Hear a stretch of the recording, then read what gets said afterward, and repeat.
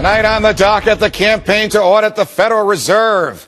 Texas Republican Congressman Ron Paul has been speaking out on the abuses of the Federal Reserve for years. It has printed money with no value. It has bailed out foreign countries and domestic companies. It tells banks what interest rates to charge, and it has devalued the dollar by 92% since its creation in 1913. But the voters have had enough with the Fed and its war on your money. That's partly why Republicans took back the House last November, and that's why at long last, the outspoken Fed critic, Congressman Paul himself, will now head the House Financial Services Subcommittee on Domestic Monetary Policy. In time, he will shine a light on all the games the Federal Reserve plays with your money, keeping in mind what one of the greatest defenders of liberty, Thomas Jefferson, said. And I sincerely believe with you that banking establishments are more dangerous than standing armies, and that the principle of spending money to be paid by posterity under the name of funding is but swindling futurity, the future, on a large scale. I don't think President Jefferson could have been more correct if he tried. Here now, the new night watchman of the Fed, a true champion of the Constitution, Congressman Ron Paul. Congressman, it's a pleasure. Welcome back to Freedom Watch. Thank you. Good to be with you. You had a very lively day on Capitol Hill because Chairman Ben Bernanke was testifying before the House Budget Committee, while some economists were testifying before your subcommittee on monetary policy. Question, is it a pipe dream that we can rein in the Fed, or might we really do it this time around? Well, I think that's up in the air. I don't know the answer to that. I know that we're going to be determined to try, but I also know and recognize the power of the Fed. I mean, they were able to really diminish the effort last year. We did get some information, but not as much as we want. So, yes, we will be determined to do it. But the big thing is the real evidence is going to come under very painful conditions, because I don't think we can rescue the system and get it out of the hands of the Fed in time to save the calamity. I think their policies have been so damaging over these many, many decades that regardless, we are going to suffer from it. But that doesn't mean that we shouldn't try. And if we don't get exactly what we want, I think we ought to really work hard on allowing a little bit of competition with this cartel who runs the show, and they're the official counterfeiters. So that will be my attack.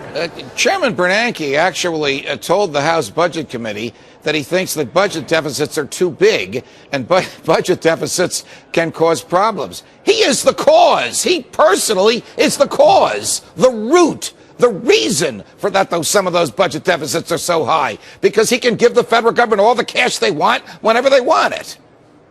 And that's a bit of a moral hazard, because, you know, big government conservatives and big government liberals get together and they spend money, and he takes care of it and keeps the interest rates low so we don't get the signal that we're, draining the market of all the cash.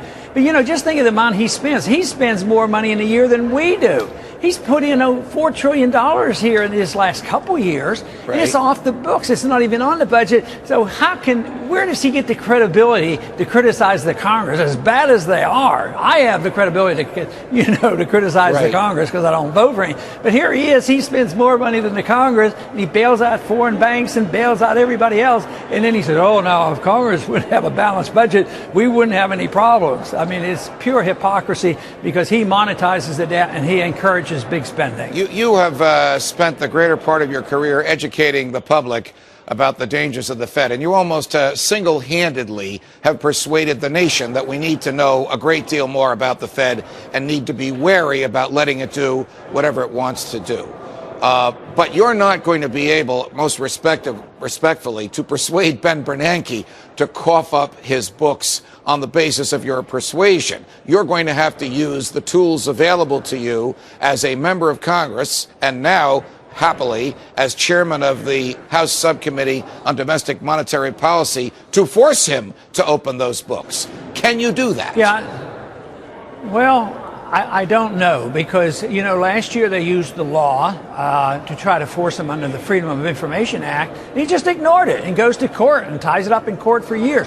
Let's say we get a good law passed for transparency and auditing the Fed. He's going to take it to the courts. it'll be dragged out for a couple of years, and he can spend as much money as he wants because he prints it. So he has all the legal power to do it, and he will probably just ignore it. And unfortunately, historically, the courts have been very much in favor of central banks. Right. Sound money rarely gets protected by our courts. So I hate it'll sound like a pessimist, but everything that we do, I think, is valuable because it's telling the people what's going on. They have to direct their attention. Today, we tried to tie the Federal Reserve to unemployment, which I think is an easy connection to make. And then if and when that time comes when we need to have a sound monetary system, knowledge to the people is what is important. Jefferson knew this, and the people knew what to do then, and Andrew Jackson knew about it. And periodically, times come in our history where the people say, we have to have sound money.